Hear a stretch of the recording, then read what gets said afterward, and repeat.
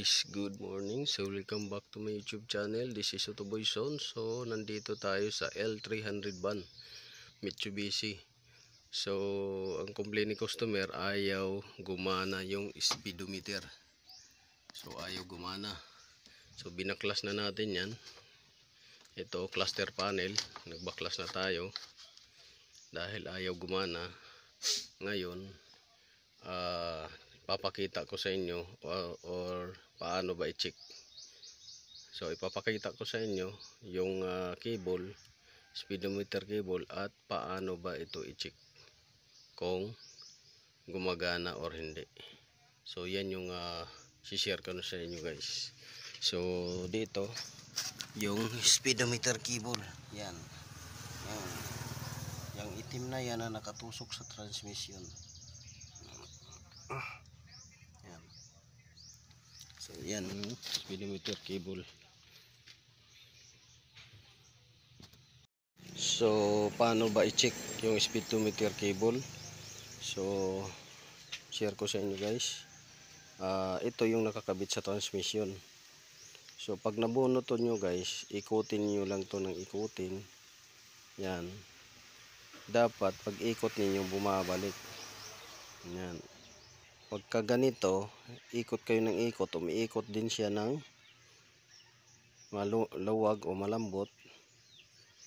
Yan. Umiikot din siya ng maluwag at malambot. So magduda na kayo dyan guys na putol yung kable. So pagka inikot ninyo to, dapat lumalaban.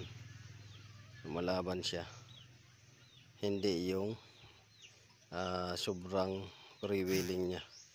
Yan yung ano natin, pakiramdaman. So kagaya nito, sobrang freewheeling na niya, malambot.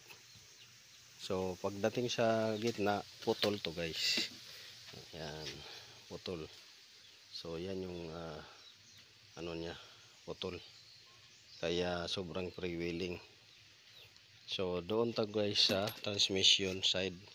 Ito naman doon sa cluster panel side, paano nyo i-check is ganito rin, kagaya rin yung isa, at pwede nyo itong hugutin.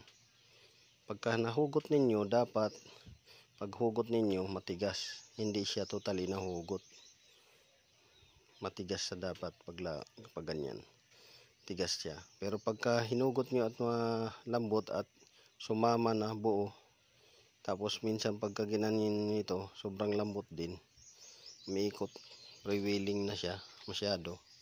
So magduda na kayo guys na yan ay putol. So ito yung dulo niya. Yan, putol na yung dulo. Ayan, ito kasi naputol to gawa ng naipit doon sa chassis. Naipit, kumikis-kis hanggang sa nabalatan. So yan, nakaputol siya. So ganun lang mag-check guys. Check ninyo sa baba, ito. At yung dulo naman doon, check nyo din sa taas. So yun lang guys. This is Otoboy Zone. Naway nakakuha kayo ng konting kaalaman dito sa shiner natin. Yan. So yan yung ano, ito yung dulo sa transmission. Ito yung dulo sa cluster panel. So ang location nito medyo mahirap palitan dahil sumiksik to sa chassis frame. Tapos sumuot pa doon sa dashboard. Tapos pag suot sa dashboard, sumuot pa doon sa may cluster panel. So kailangan nito pag nagkabit may helper ka. Taga-silip, taga-suksok. Dahil hindi kaya ng isa to magkabit. Gawa ng ang location nito ay masikip. So yun. Yun lang guys. So this is Otoboy Zone uli. Maraming salamat. God bless you all.